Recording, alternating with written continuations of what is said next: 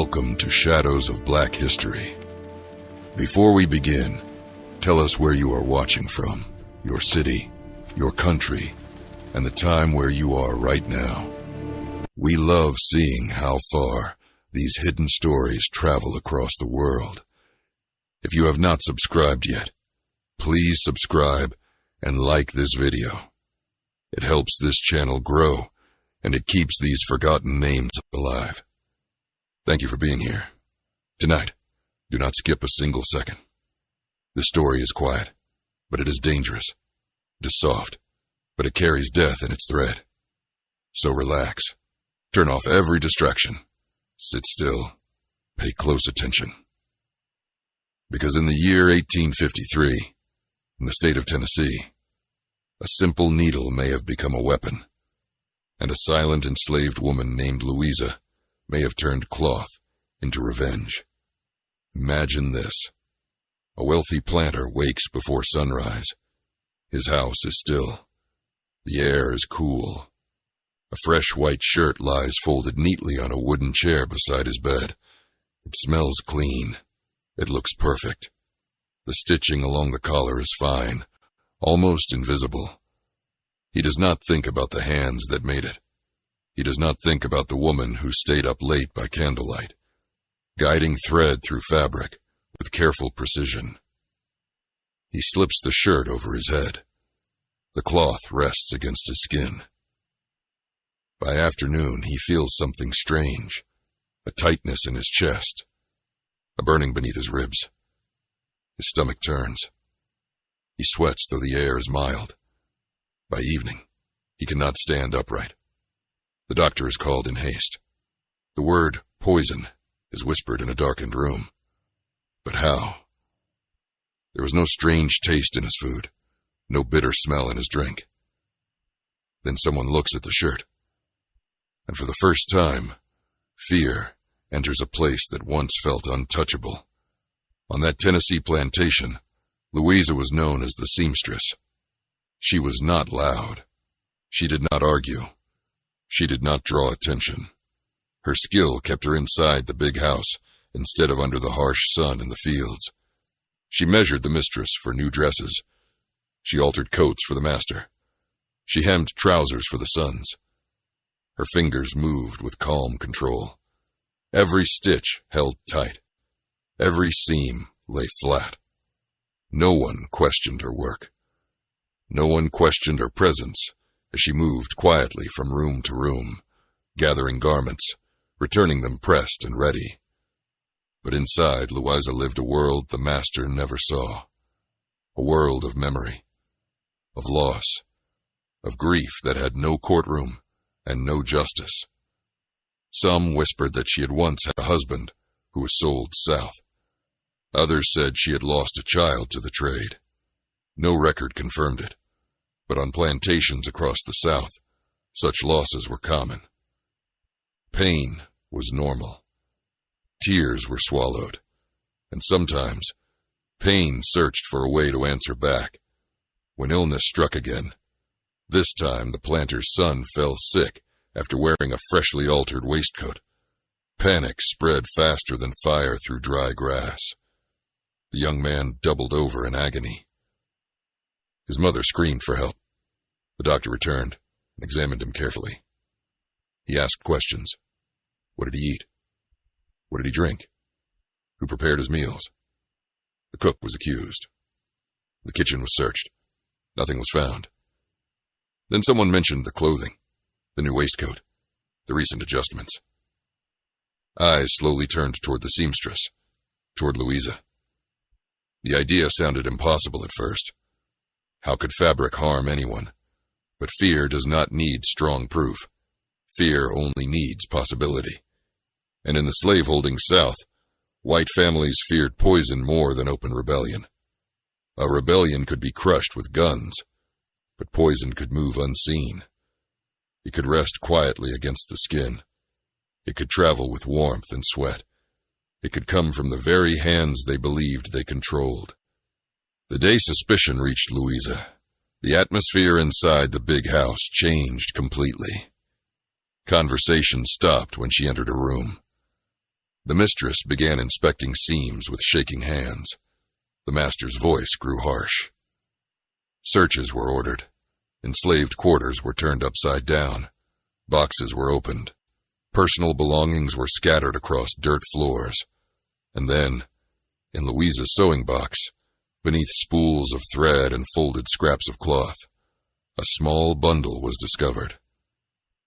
Inside it, according to later newspaper threads and local tradition, was a fine powder. Bitter. Dangerous. Capable of harm in small amounts. The moment that bundle was unfolded, the story of Louisa shifted from rumor to accusation. The quiet seamstress who stitched dresses and shirts now stood accused of attempting to bring death into the master's own bedroom. But here's the question that still hangs in the shadows. Was Louisa truly poisoning garments in secret revenge? Or was fear, fueled by cruelty and paranoia, creating a villain where none existed? That is the mystery we are about to uncover. And as you listen, ask yourself this. In a world where justice was denied, what choices remained for a woman with nothing left to lose? The news did not stay inside the plantation gates for long. By the next morning, whispers were moving down dusty roads, carried by wagon drivers and field hands, forced to travel between properties. In small general stores and on courthouse steps, white men spoke in low tones about a seamstress who may have tried to poison her master through the very clothes he wore. The idea disturbed them deeply. Clothing was intimate. It touched the skin. It carried the scent of the body. To think that danger could be hidden in the collar of a shirt or in the lining of a coat shook their sense of control. On neighboring plantations, mistresses began ordering their garments washed again before wearing them. Some demanded that seams be ripped open and inspected. Others forbade enslaved workers from handling certain items without supervision. Fear spread wider than any sickness had, and at the center of it stood Louisa, a woman whose voice was barely recorded, but whose name now traveled from porch to porch. Inside the plantation, tension tightened like thread pulled too hard. Louisa was placed under watch. She was not allowed to return to her sewing table freely. A guard, sometimes one of the overseers and sometimes a hired white laborer, stood nearby whenever she moved. The master wanted answers. He demanded to know where the powder had come from. He demanded names of any accomplices. He demanded a confession. But according to fragments of later reports, Louisa did not easily give him what he wanted. Some accounts say she claimed the powder was medicine meant for her own illness. Others suggest she said nothing at all. Silence can be powerful. Silence can be defiant. But silence can also be dangerous in a system that assumes guilt. Every hour she refused to speak added fuel to the master's anger. To him, this was not only about sickness, it was about control. If an enslaved woman inside his own home could strike at him without raising a weapon, what did that say about his authority? The doctor who had treated the master and his son was called again, this time not to heal, but to testify. He examined the powder found in Louisa's sewing box. 19th century medical knowledge was limited, but certain poisons were known. Arsenic was common in that era, used in small amounts for various purposes, even in household products. It was colorless. It could be mixed easily. It could cause severe stomach pain, vomiting, weakness, and in larger doses, death. The doctor reportedly claimed that the symptoms shown by the planter household were consistent with exposure to a toxic substance. Whether that exposure truly came from clothing was another matter. Science at the time did not clearly support such a method, yet fear often fills the gaps left by uncertainty. The doctor's words were enough to push the case forward. enough to make the accusation feel real, enough to justify harsher action. In the enslaved quarters that night, the air felt heavy. The other enslaved men and women understood that Louisa's case would not remain hers alone. If she were found guilty of attempted murder, the punishment would not only fall on her. It would echo across the plantation. Restrictions would tighten. Trust, limited as it already was, would disappear entirely. Some were angry with her, believing that any act of rebellion placed them all in danger. Others felt something closer to awe. The idea that one of their own might have found a secret way to strike back against cruelty stirred emotions too deep to name. But no one spoke openly. Walls had ears. Informants existed. Survival depended on caution. Louisa sat apart from the others, her hands now empty. No needle to hold, no cloth to mend. For the first time in years, she was not stitching someone else's garment. She was waiting. The master decided that a formal legal inquiry would make an example of her. In Tennessee during the 1850s, enslaved people accused of serious crimes were often tried before special courts composed of local white men. These proceedings were swift. The rights granted to free citizens did not apply. Evidence could be thin. Rumor could weigh heavily. The goal was often less about truth and more about maintaining order. Louisa was transported to the county seat under guard. The wagon ride was silent, except for the creaking of wheels and the distant calls of birds. As they approached the courthouse, townspeople gathered. Curiosity pulled them closer. An enslaved woman accused of poisoning through sewing was not an everyday case. It carried a strange mix of horror and fascination. Inside the small courtroom, the master told his story with force. He described his illness. He described his son's suffering. He held up the folded cloth that had contained the powder. He spoke of betrayal. He reminded the court that he had allowed Louisa to work inside his home, as if that were a gift rather than forced labor. The doctor spoke next, explaining the symptoms and the potential danger of the substance found. The powder itself was presented as evidence. There were no chemical tests as we know them today. There was observation, opinion, and fear. When Louisa was asked to respond, all eyes turned to her. According to later retellings preserved in regional newspapers, she stood straight. Some claimed she denied intent to harm. Some claimed she admitted to placing the powder in seams, but insisted she never meant to kill.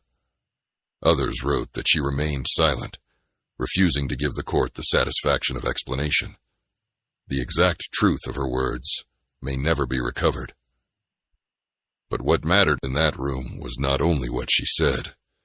It was what the court wanted to believe. Outside the courthouse, enslaved observers waited at a distance. They could not enter freely. They relied on fragments of conversation drifting through open windows. Each passing hour stretched like a lifetime. The verdict would shape more than Louisa's fate. It would send a message to every enslaved worker in the region. If she was convicted and executed, the warning would be clear. Resistance, especially hidden resistance, would be crushed without mercy. If she were spared, it might signal doubt about the accusation itself. As the sun moved across the sky, tension rose. Inside, the court deliberated. The men tasked with judgment weighed not only evidence, but fear of what such a story might inspire. When the court finally reached its decision, the room fell silent. The finding, according to surviving regional accounts, was guilty of attempted poisoning. The punishment, however, became a subject of debate even among white citizens. Some demanded execution to prevent imitation. Others argued that since no one had died, a lesser punishment would suffice. Tennessee law allowed for severe penalties, including death, for enslaved people convicted of poisoning, but in some cases, transportation and sale further south were chosen instead, removing the accused from the community while preserving the property value for the owner. Louisa's ultimate sentence would become part of the mystery that deepens her legend. Some sources suggest she was executed swiftly. Others indicate she was sold downriver, her story carried with her into another state. The records are incomplete. The truth is blurred by time. What is certain is this. After Louisa's case, plantations in that Tennessee county tightened their control over domestic enslaved workers. Sewing boxes were inspected. Ingredients in kitchens were monitored more closely. The fear of poison entered daily life in a new way. Louisa's name became a cautionary tale told among slaveholding families. Yet among the enslaved, her name carried a different tone. Whether she truly attempted to poison garments, or whether she became the victim of paranoia, she represented something powerful. The idea that even the smallest tool, a needle, could challenge a system built on violence and ownership. And now the question remains for us as we continue this story. Was Louisa a calculated avenger who used skill and access to strike quietly at her oppressors? Or was she a woman caught in the machinery of fear, accused because slaveholders could not imagine that illness might come from any source other than rebellion?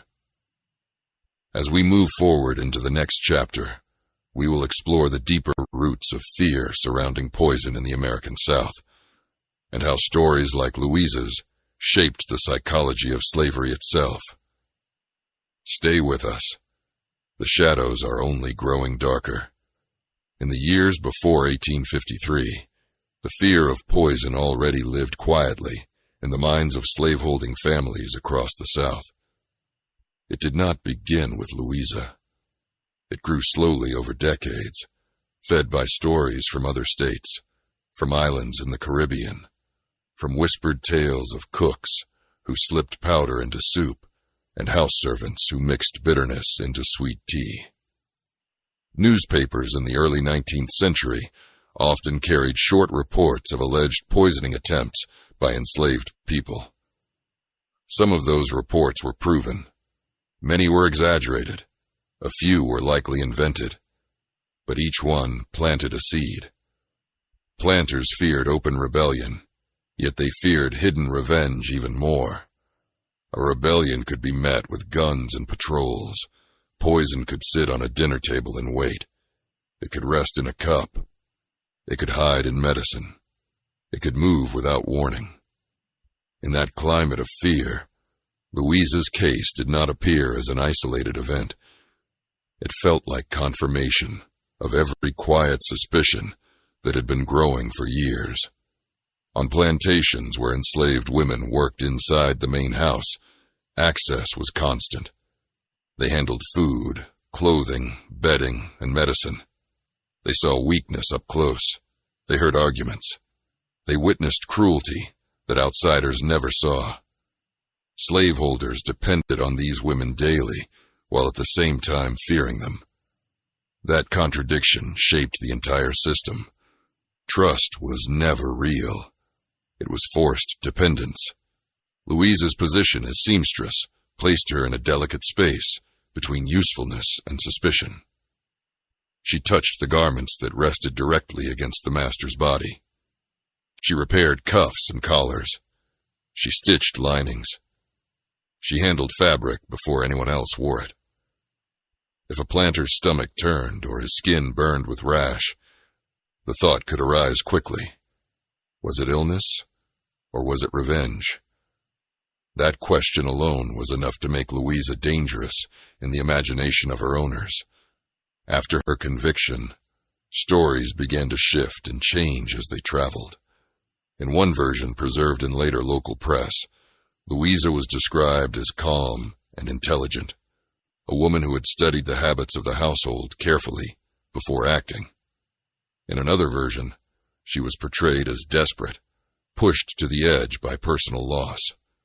Some accounts even claimed she had learned about toxic substances from traveling laborers, or from observing the use of arsenic in household tasks, such as rat control. Arsenic was not rare in the mid-19th century. It could be found in certain pest remedies and other products. The idea that an enslaved woman might obtain a small amount was not impossible, but what remains unclear is whether Louisa truly placed it in clothing with intent to kill, or whether the powder found in her sewing box was something else entirely. The absence of a full preserved trial transcript leaves space for speculation, and speculation often grows larger than fact. What is deeply documented, however, is how cases like this were used to justify tighter surveillance of enslaved people. After Louisa's case, plantation manuals and private letters from slaveholders in parts of Tennessee began emphasizing stricter oversight of domestic workers. Sewing rooms were sometimes relocated closer to the mistress's quarters. Supplies were counted. Movements were monitored. Some planters began limiting access to certain materials. This reaction reveals something important. Even if Louisa acted alone, or even if she was falsely accused, her story shook the confidence of those who believed themselves fully in control. It exposed a vulnerability within the slaveholding household. Power built on fear can never feel secure. It always expects retaliation.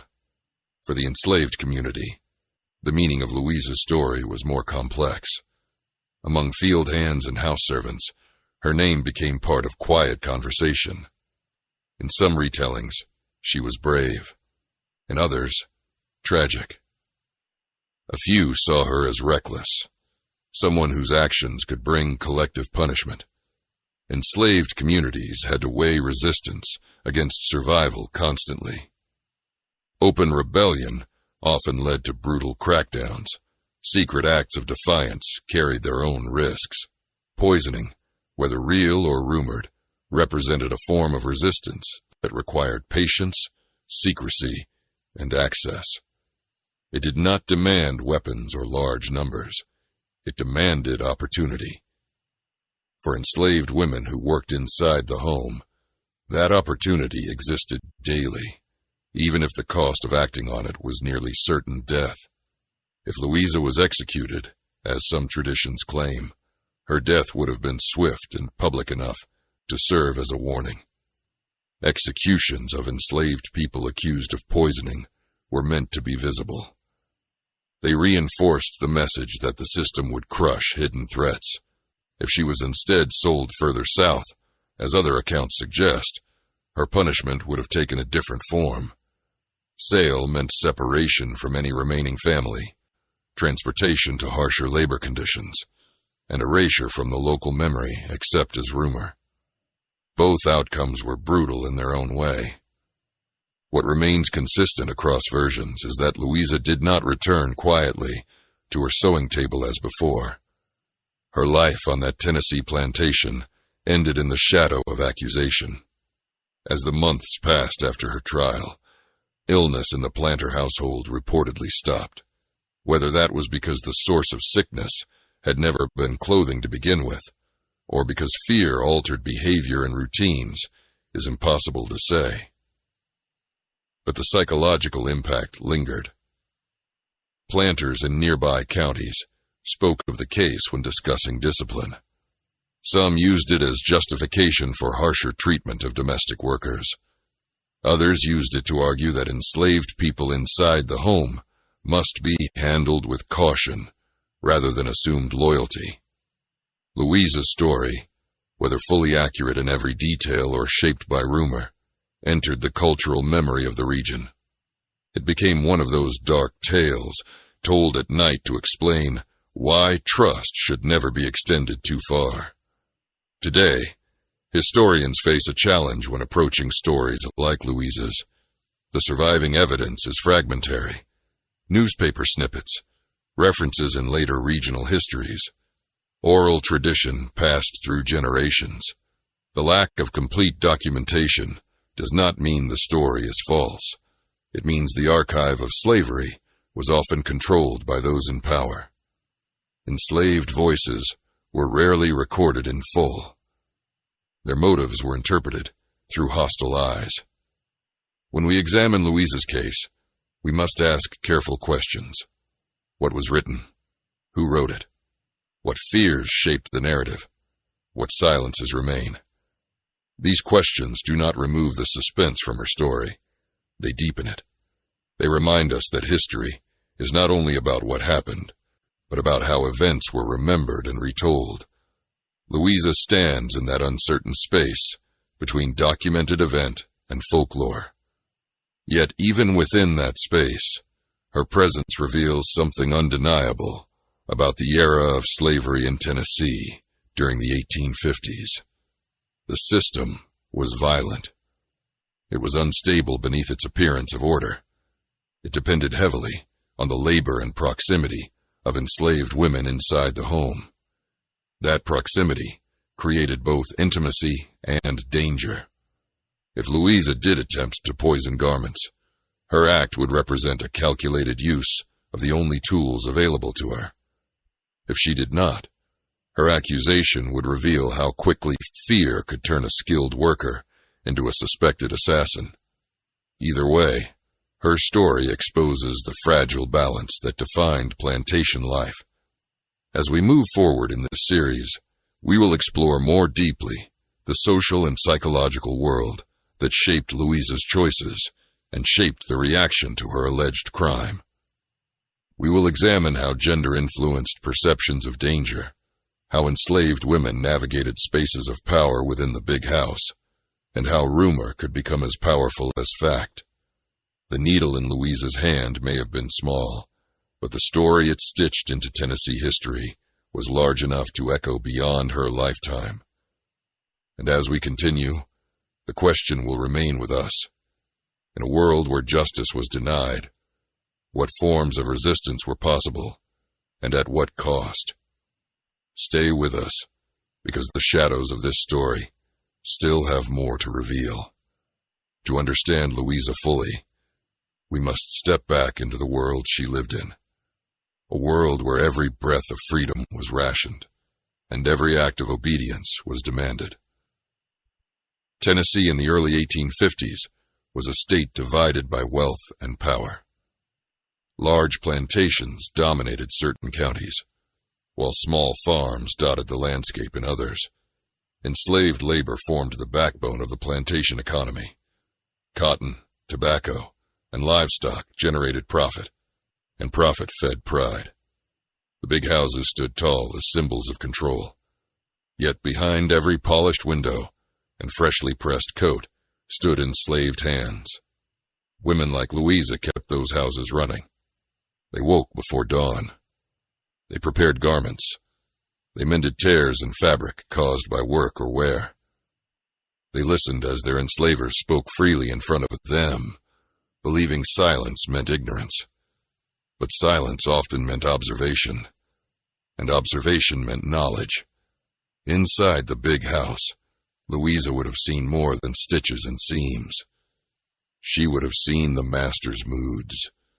She would have heard arguments between husband and wife. She would have noticed which son drank too much, and which guest boasted loudly about discipline on his own plantation. Enslaved domestic workers occupied a strange position. They were invisible, yet always present. They were expected to be loyal, yet were never trusted fully. They handled intimate belongings. They cleaned bedrooms. They washed garments that carried sweat and scent. This closeness could create opportunity, but it also created constant danger. Any mistake, any misunderstanding, could result in punishment, and punishment under slavery was not light. Whippings, confinement, sale, and worse, were tools used to maintain control. If Louisa truly chose to hide poison in seams, the act would not have been impulsive. It would have required planning. It would have required access to a toxic substance. It would have required patience. But we must remember that many accusations of poisoning in the 19th century were built on fear, more than proof. Medical knowledge was limited. Symptoms such as vomiting, weakness, and stomach pain could result from spoiled food, contaminated water, infection, or stress. In a time before modern testing, suspicion filled the gaps, and suspicion often pointed toward those already considered inferior or dangerous. Enslaved people, especially those working in kitchens and sewing rooms, were frequent targets of such suspicion. The power of Louisa's story lies not only in whether she acted, but in how her alleged act exposed the deep insecurity of slaveholding society. The system depended on proximity. Masters depended on enslaved labor inside their homes, yet that proximity meant vulnerability. The very people they oppressed daily were the ones who cooked their meals and prepared their clothing. That reality created an unspoken anxiety. Louisa's case forced that anxiety into the open. Suddenly, every seam was suspect. Every folded shirt carried a shadow. Even if she had done nothing at all, the accusation alone revealed how fragile the illusion of total control truly was. After her case faded from the headlines, life on the plantation likely resumed its outward rhythm. Fields were worked, cotton was picked, meals were prepared, but something had shifted. Fear does not disappear easily once awakened. The mistress who once handed Louisa fabric without a second thought might now hesitate. The master, who once wore a freshly sewn shirt with pride, might now wonder about its making. And among the enslaved community, Louisa's name would linger. Whether spoken with admiration or caution, it would not vanish quickly. Stories like hers moved quietly through cabins at night. They were told in low voices after long days of labor. They reminded listeners that resistance took many forms, some loud, some silent. In examining Louisa's place in history, we must resist the urge to turn her into either a hero or a villain without evidence. The archive of slavery often reduces individuals to brief mentions, a name in a newspaper, a line in a court summary, a rumor preserved in folklore. Yet even those fragments matter. They show us that enslaved people were not passive figures. They were thinkers, observers, strategists, survivors. Some chose open rebellion, others chose flight. Some resisted in small daily acts that left no record. Louisa's story, incomplete as it is, belongs within that wider landscape of resistance and fear. There is another layer to this story that deserves attention. Gender shaped how accusations were perceived. Enslaved men were often feared for physical rebellion. Enslaved women were often feared for hidden acts within domestic spaces. Poison, in particular, was associated in many 19th century minds with women. It was seen as subtle, indirect, almost secretive. That stereotype made accusations against women like Louisa easier to believe. A seamstress with access to clothing fit neatly into the fears of the time. Whether that stereotype reflected reality or prejudice is something historians continue to examine. As we continue through this series, we will look at similar cases across the South, comparing how accusations of poisoning were handled, how evidence was presented, and how enslaved women were portrayed in court and in print. Louisa's story will serve as our starting point, our doorway into a larger pattern of suspicion that shaped slaveholding culture. We will ask what justice meant in a world where the law protected ownership more than humanity. We will explore how rumor could become history when written down by those in power. For now, hold on to the image that began this chapter. A folded white shirt resting on a wooden chair. A seam stitched tightly by skilled hands. A household confident in its authority. And beneath that confidence, a thin thread of fear running through the fabric of daily life. Whether Louisa placed poison in that seam, or whether fear placed the idea there. Her story forces us to confront the unstable foundation of slavery itself.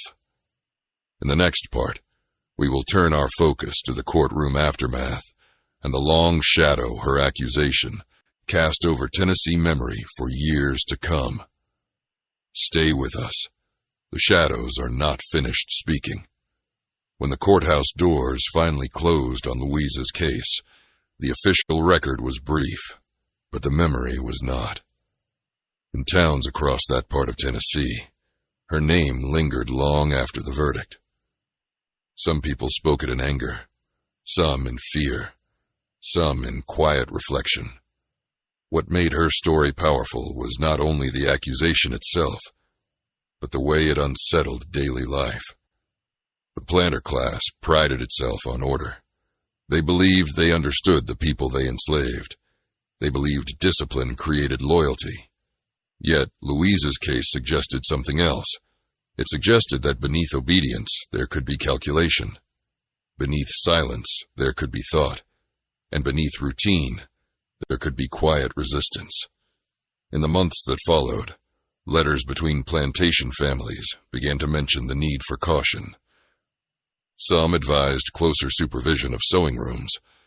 Others warned against allowing any enslaved worker to handle garments without inspection. A few even questioned the wisdom of permitting enslaved women to move so freely inside private chambers. These changes reveal something important. Fear reshaped behavior. Louisa, whether guilty or innocent, had forced slaveholders to confront their dependents. They could not function without domestic labor, yet they could not feel fully safe because that labor placed power, however small, into enslaved hands. Among enslaved communities, the impact was more complex. Stories travel differently in oppressed spaces. They carry layers. In one telling, Louisa was brave, a woman who found a way to strike back without raising a weapon in open sight. In another telling, she was a warning, a reminder that one person's act could bring punishment on many. Plantation life operated on collective consequences. If one enslaved person was accused of wrongdoing, restrictions often fell on all. Night patrols increased, curfews tightened, gatherings were limited. Louisa's name may have been spoken with pride in some cabins, but it was likely also spoken with caution. Resistance always carried a cost. The larger question that historians continue to ask is this: how many acts of quiet resistance went unrecorded? We know of rebellions, we know of escapes, we know of public trials, but daily life inside slavery included countless small choices that left no written trace. A meal prepared slightly differently, a task completed slowly, information withheld, tools misplaced. These acts did not always aim to kill or even to harm directly. Sometimes they were about dignity, about reclaiming a sense of control in a world designed to strip it away. Louisa's story sits within that wider pattern. Whether she truly attempted to poison clothing, or whether fear magnified coincidence, her case reflects a deeper truth. Enslaved people were never passive. There is also the matter of memory. As decades passed and slavery ended, local histories in parts of Tennessee occasionally referenced the strange case of the seamstress accused of poisoning through fabric. The details shifted slightly with each retelling. Some versions became more dramatic. Others softened the edges. This is common in stories preserved through a mix of print and oral tradition. The core remains, but the framing changes.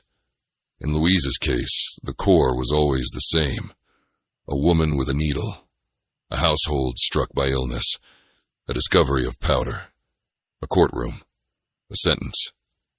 Around that core, imagination and interpretation added layers. What we must avoid is turning her into myth without grounding. It is tempting to paint her as a master strategist who studied chemistry and plotted revenge for years. It is also tempting to dismiss the story as simple paranoia from a frightened planter class. The truth likely lies somewhere in between. The South in the 1850s was a region tense with contradictions. Slaveholders projected confidence, yet they constantly feared revolt. Enslaved people navigated daily humiliation, yet they carried intelligence and agency. Louisa's alleged act, whether fully proven or not, fits within that tension. It reveals how fragile the balance truly was. Consider the psychological weight of her position. As a seamstress, she touched garments before anyone else wore them. She saw stains, tears, wear patterns. She knew the master's size, his shape, his vulnerabilities. That knowledge alone could be unsettling to someone who believed himself superior.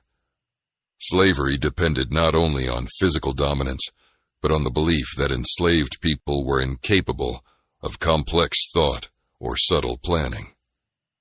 Louisa's accusation shattered that illusion. It suggested that intelligence did not belong only to those in power. It suggested that access, however small, could be used creatively. By the time the American Civil War began, less than a decade later, the South would face open conflict that dwarfed the quiet tension of Louisa's case. Yet stories like hers remind us that resistance did not begin with armies. It lived in kitchens, in sewing rooms, in cabins, in whispers. It lived in the minds of those forced to serve. When we place Louisa within the broader history of slavery, we see not only a possible act of vengeance, but a mirror reflecting the fears of an entire system. A system that relied on proximity while denying humanity. A system that demanded obedience while fearing intelligence. Today, when we revisit her story on Shadows of Black History, we do so not to sensationalize, but to understand. Louisa's life was shaped by forces far beyond her control. Whether she acted with deliberate intent or became the victim of suspicion, she stood at the center of a moment that exposed the deep anxiety of slaveholding culture. Her needle, small and ordinary, became a symbol in local memory. A reminder that power built on oppression is never as secure as it appears. As we prepare to move into the next part of this series, we will look at how similar accusations unfolded in other southern states and how courts treated enslaved women accused of poisoning. We will compare records. We will examine patterns. And we will return again to Louisa, placing her story within that wider landscape. Because her shadow does not stand alone. It stretches across a history filled with quiet defiance and loud fear. Stay with us.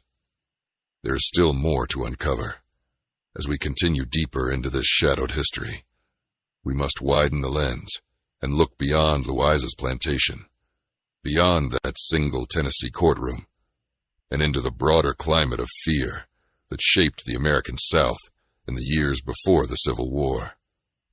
By the early 1850s, tension rested just beneath the surface of daily life. The nation argued over slavery in Congress. Abolitionist newspapers circulated in the North. Enslaved people heard whispers of possible change. At the same time, slaveholding states tightened their grip. Patrols increased. Laws grew harsher. Punishments became more public. In that atmosphere, even small incidents could explode into large fears. Louisa's accusation did not happen in isolation. It happened in a region already anxious about control. Poison, in particular, occupied a special place in the Southern imagination. There had been earlier cases in states like Virginia, South Carolina, and Louisiana, where enslaved cooks were accused of slipping toxic substances into food. Some cases were proven through confession. Others rested on little more than suspicion. Newspapers of the era often described such incidents in dramatic language, warning readers of hidden danger inside their own homes. These stories traveled across state lines. They fed a narrative that enslaved domestic workers were potential threats. That narrative was dangerous because it justified harsher treatment while ignoring the violence that enslaved people endured daily. Louisa's case fit neatly into that pattern, whether the facts fully supported it or not. When historians examine trial summaries from the 1840s and 1850s, a troubling pattern appears. Enslaved people accused of poisoning were often convicted quickly. Evidence was rarely tested with rigor. Confessions were sometimes obtained under pressure. Legal defense was minimal. The word of a slaveholder carried heavy weight. In Louisa's case, the powder found in her sewing box became the central piece of evidence. But we must ask questions that the court may not have asked. How certain were they of its nature? Who identified it as poison? Was there room for doubt? These questions matter because they reveal how easily fear could shape judgment. There is also the matter of motive. Slaveholding newspapers often portrayed accused individuals as driven by hatred or revenge. That portrayal simplified complex human experience. Enslaved people lived under constant coercion. Families were separated. Bodies were punished. Autonomy was denied. In such conditions, anger would not be surprising. Yet anger alone does not tell the whole story. Some acts of resistance were strategic rather than emotional. Some were meant to send a message. Others were acts of desperation. Without Louisa's own written testimony, we cannot fully know her motive, if she indeed acted with intent. What we can say is that her position inside the home placed her in a space where action, if chosen, would carry symbolic weight. As years passed after her case, the memory of Louisa likely shifted from fact into legend. Children growing up in that county may have heard adults speak of the seamstress who stitched death into fabric. The story may have been told to warn young white listeners about trusting enslaved workers too easily. At the same time, within black communities, the story may have taken on a different tone. It may have been remembered as a moment when fear changed sides, even briefly. The enslaver, so used to instilling terror, experienced it instead. That reversal, whether temporary or exaggerated, held power. After emancipation, when slavery formally ended, many local records from the antebellum period were lost, destroyed, or simply forgotten.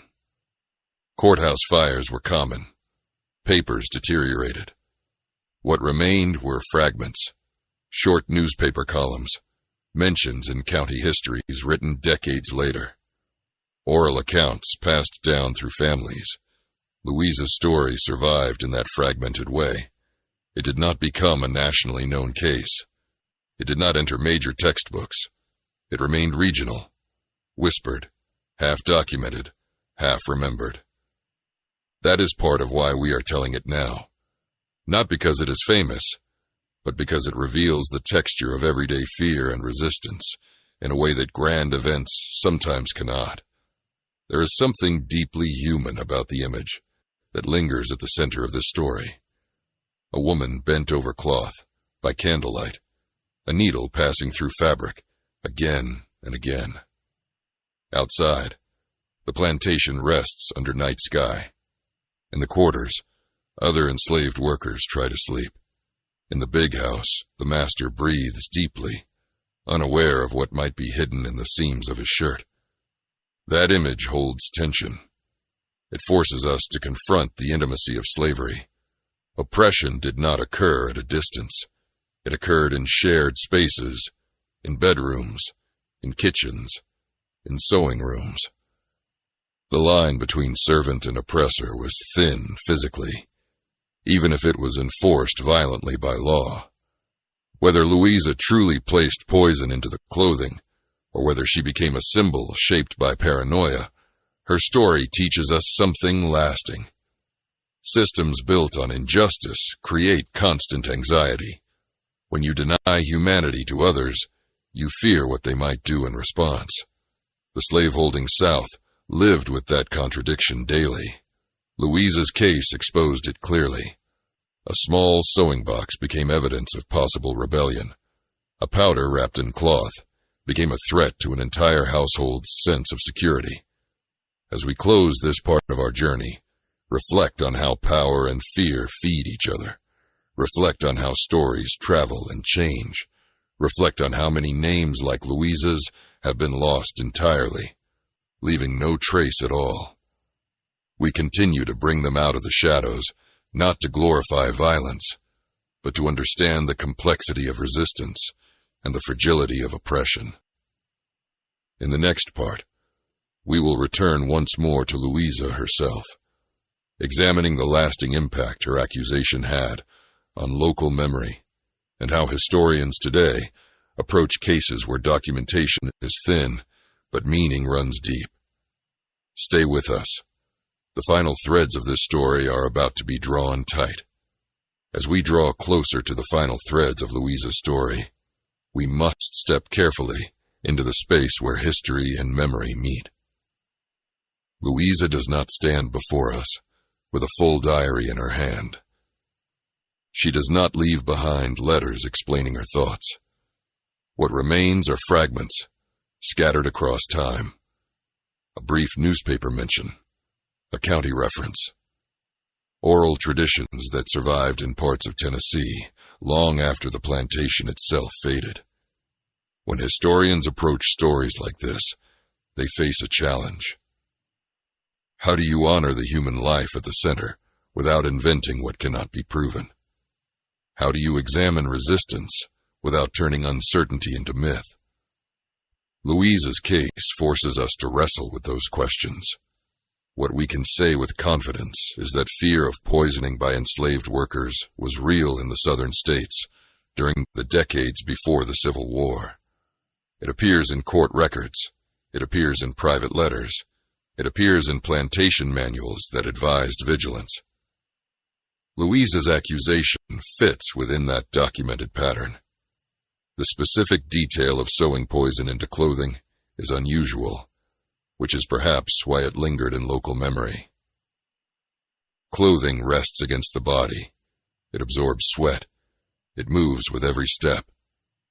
The idea that danger could be stitched into something so ordinary unsettled the imagination. Even if modern science casts doubt on whether such a method would be effective, the belief in its possibility carried weight at the time. In the years after emancipation, when formerly enslaved people began building communities of their own, stories of quiet resistance often resurfaced with new meaning. Acts that had once been whispered about cautiously could now be discussed more openly. Louisa's name may have been spoken with a different tone in those spaces. Perhaps she was remembered not only as an accused seamstress, but as a woman who forced the powerful to feel uncertainty. That alone would have been significant. Slavery thrived on the appearance of total control. Any crack in that appearance, even a rumor, mattered. There is also the emotional truth that lies beneath the historical uncertainty. Enslaved women endured layers of oppression. They labored physically. They faced the constant threat of violence. Many experienced the trauma of family separation. They navigated the complicated and often dangerous space inside the homes of those who claimed ownership over them.